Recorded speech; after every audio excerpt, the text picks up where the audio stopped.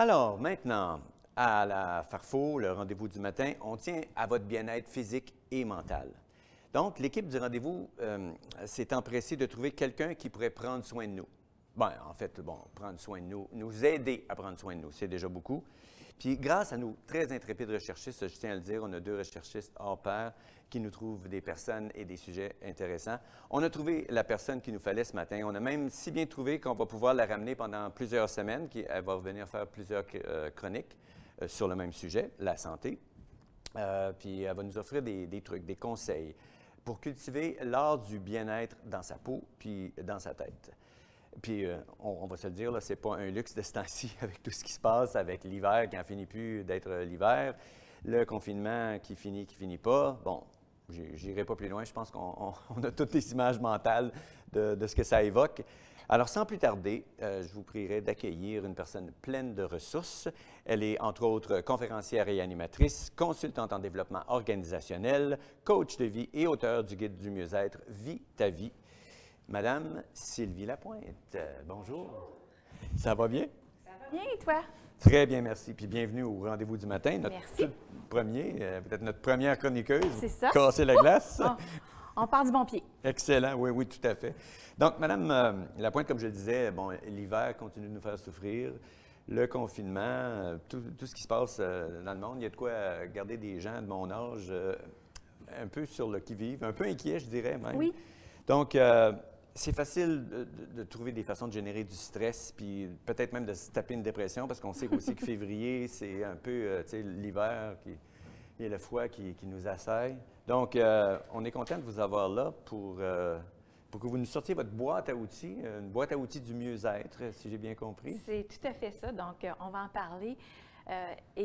Pour bien encadrer ce que j'ai à vous enseigner ou à vous apprendre ou peut-être à vous informer au niveau de la santé mentale, du bien-être, je voulais vous parler un petit peu de théorie. Parfait. Donc, en psychologie positive, qui est dans le fond la science du bonheur, on a étudié qu'est-ce qui fait que les gens se disent heureux ou moins heureux. Et d'ailleurs, je m'inspire du livre « Comment être heureux et le rester » de Sonia Lyubomirsky. Est-ce qu'on veut prendre un Oui, je pense qu'on la voit. Plan, oui. Elle travaille justement dans le département de la psychologie positive. Et ils ont fait plein de recherches au sujet de quels sont les facteurs qui font que les gens se disent heureux ou non. Et c'est assez intéressant dans le sens que, tu sais, le verre à moitié plein puis le verre à moitié vide. Oui. OK, bien, il y a une raison pour ça. On a découvert que 50 de notre potentiel d'être heureux ou non est prédéterminé par notre génétique, donc 50 Sérieusement, là, on n'a pas le choix à 50 de l'espèce d'état d'esprit qu'on a en général. C'est dans notre ADN. C'est dans notre ADN. Donc, c'est vrai qu'il y a des gens qui ont tendance à vivre les mêmes expériences que la personne d'à côté, mais de voir ça avec des lunettes roses ou de voir ça avec des lunettes noires. Puis, il n'y a pas de... C'est noir ou blanc, là? Il n'y a pas d'entre-deux? C'est sûr qu'il y a du gris aussi, mais la prédisposition est là. C'est-à-dire que pour quelqu'un qui a des lunettes noires, dès le départ, c'est un effort additionnel de dire, OK, attends une minute, là, je vais me calmer, je vais regarder les choses autrement.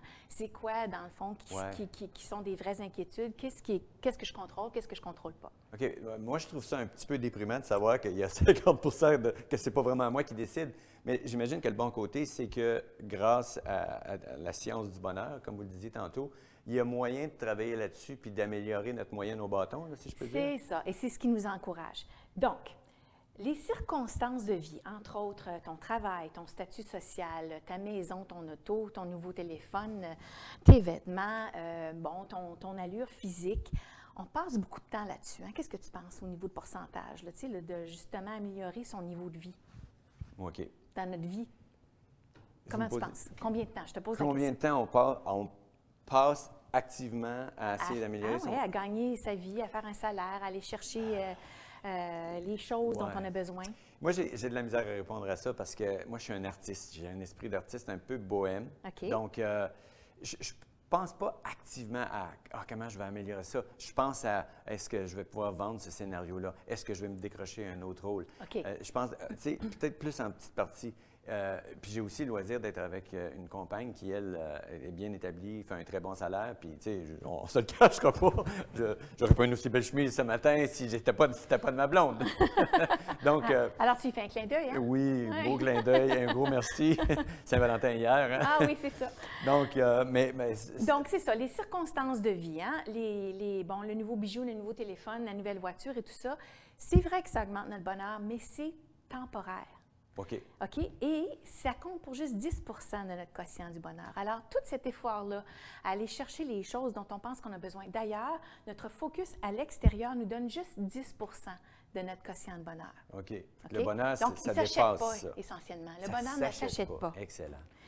Et l'autre partie, c'est la partie encourageante, c'est le 40 qui reste, c'est ce qu'on appelle des activités intentionnelles. Juste en même temps que tu Ben oui, on va y continues de faire. parler.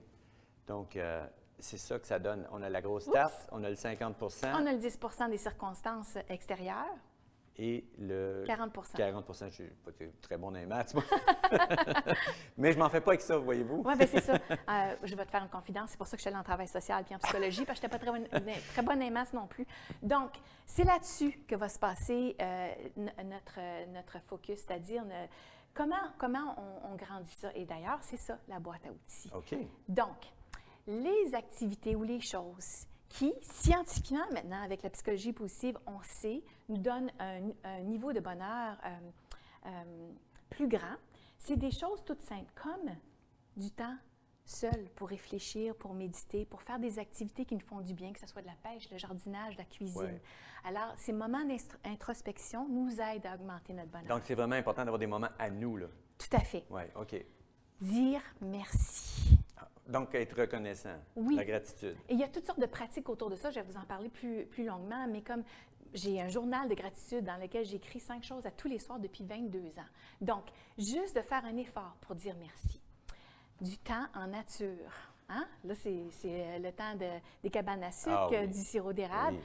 Mais de passer du temps en nature, c'est un facteur qui nous amène du bonheur. Tout à fait. Puis là, je vois dans votre photo, il y a quelqu'un qui fait une hug, comme on dit en latin, à un arbre. Une grosse puis, caresse, une oui. grosse caresse, Ben, merci, c'est un ça. câlin. Oui. Puis c'est vrai que ça fait du bien, je l'ai fait moi-même. Et d'ailleurs, mes filles m'agacent parce que partout où je vais, j'embrasse, je fais le tour des arbres. Et donc, ça, c'est pour parler de justement nos relations. Très important. Il y a même des études qui démontrent que les personnes âgées, entre autres, qui ont un cercle de gens qui les entourent, que ce soit famille ou amis, vivent plus longtemps que les gens qui sont isolés. Oui. Donc, les relations. Ça, on s'en rend compte soi-même quand on vit ça ou qu'on voit des gens qui sont bien entourés. Puis j'avais une question un petit peu plus tôt. Vous dites que c'est prouvé, que la science a mesuré ça, que Oui. ces indices-là. Oui. Ils ont OK. développé des expériences avec des groupes contrôle et des groupes tests. Ils ont développé des questionnaires. Il y a un questionnaire en ligne qui est gratuit qui s'appelle le VIA Questionnaire et qui fait le bilan des 20 facteurs qui ont été les plus fortement corrélés avec notre niveau de bonheur. Donc, vous pouvez avoir même un rapport personnalisé qui vous dit, pour vous, entre autres, peut-être qu'on partage ça, pour moi, un de mes top 5, c'est la créativité. Ah, ben oui. Ah, puis oui, quand on est dans le cœur de la créativité, je pense qu'on oublie des choses. Puis en tout cas, j'ai lu plein de choses là-dessus. Malheureusement, quand on est bien, hein, le temps passe plus vite. Oui. Et c'est le cas aujourd'hui. Je suis tellement bien dans votre chronique que déjà, on me dit qu'il nous reste peu de temps. Fait que je vais vous donner... te donner, on avait établi Ouais, qu'on va se tutoierait, bon, la chance de clore ce segment-là, parce que de toute façon, tu vas revenir. C'est ça. OK.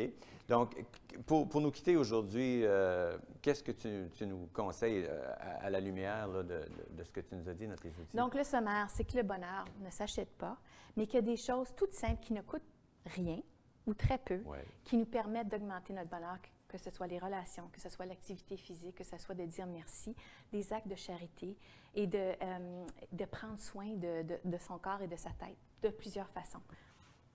OK. Puis moi, j'aurais aimé ça qu'on parle un peu plus du guide que tu as écrit. Mais je pense qu'on pourra amorcer la prochaine section, Oui. la prochaine visite Et avec d'ailleurs, ça. c'est un guide qui vous aide à naviguer tout ce cheminement-là. Donc, et le guide, je le répète, s'intitule « Vis ta vie ». On va en parler plus longuement la prochaine fois, le 1er mars pour être exact. Oui. Puis on va continuer de déballer des outils sur le bonheur. On va s'appuyer là-dessus. OK, parfait. On va se trouver des exemples. Oui. Bien, merci. C'était déjà un bonheur de te recevoir, Bien, Sylvie. grand plaisir pour moi aussi. Puis j'ai hâte à la prochaine fois. OK, Merci à la beaucoup. prochaine.